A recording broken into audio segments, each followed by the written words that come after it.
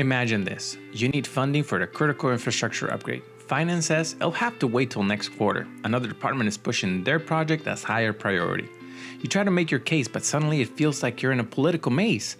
Everyone is making moves, and every move affects yours.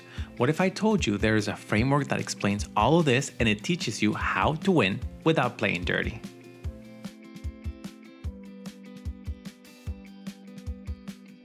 Welcome back to HiveLinkStrategies. I am Gabe Esqueda, and this channel is all about helping new and aspiring managers, especially in IT, learn how to lead with strategy, structure, and purpose. In today's video, we'll explore how game theory can make you a better decision maker, negotiator, and leader, even if you're not into math or economics. When I was earning my MBA at the Drucker School of Management at the Claremont Graduate University, one of my professors was Dr. Jay Prag. He taught both game theory and corporate finance, and the way he explained strategy completely reshaped how I think about management decisions. He later co-authored an incredible book called Useful Game Theory with Amanda Prag, and if you're a manager, especially in the technical field like IT, I highly recommend that you read it. The book translates complex strategic ideas into real-world examples that make sense, not just for economists, but for department leaders and decision makers like you and me. So what exactly is game theory? At its core, it's the study of strategic interdependence, the idea that your outcomes depend on what others decide to do, their choices and yours. Every day in management, you're in a game, even if it's not a competition, but sometimes it is a competitive game, like securing funding for your project or negotiating with vendors. Other times is a cooperative game, like aligning your team goals with other departments' objectives. The smartest managers learn to identify what kind of game they are in and adapt their strategy before making a move. Let's look at a few examples from the IT world. Vendor negotiations. When two sides want different things, the key is to signal cooperation while protecting your position. You want to reach an outcome where both sides benefit. From game theory, this is like a Nash equilibrium, but in practical terms. Project prioritization. When multiple departments compete for limited resources, you're not just arguing over money. You're managing incentives. If you can reframe the project as serving shared goals, you turn competition into collaboration. Shadow IT.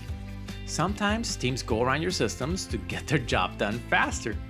From a game theory perspective, that is a misalignment of incentives.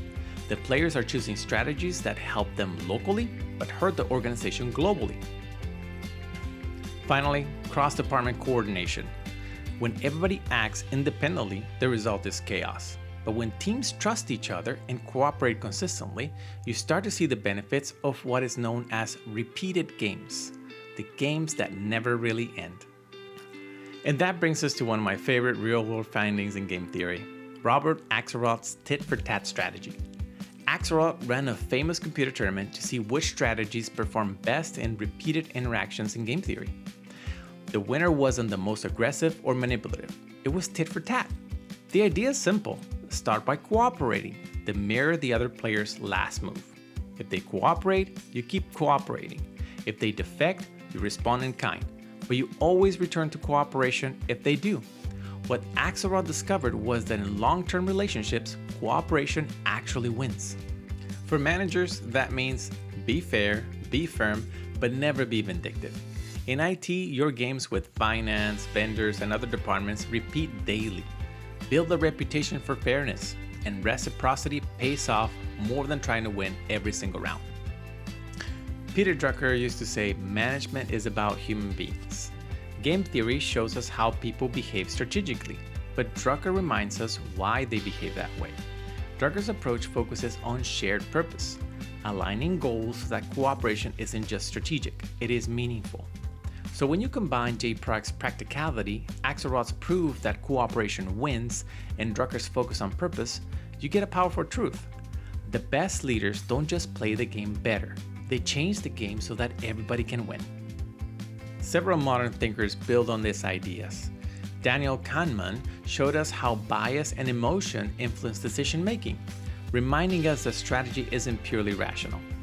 Richard Rummel in Good Strategy, Bad Strategy thought that clarity of diagnosis and focus are what separate good plans from empty ambition.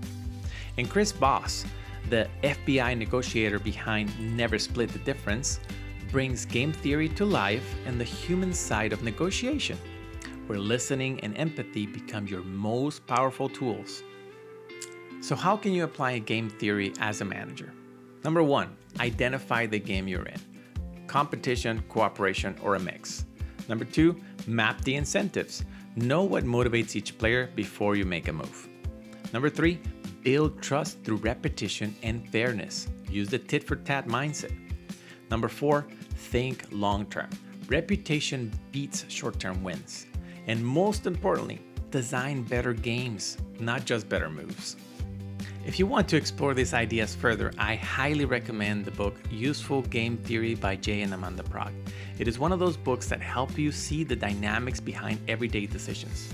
And if you enjoyed this video, make sure you like and subscribe to HiveLinkStrategies and drop a comment below. What is the toughest game you've had to play as a manager and how did you navigate it? I'll see you in the next video.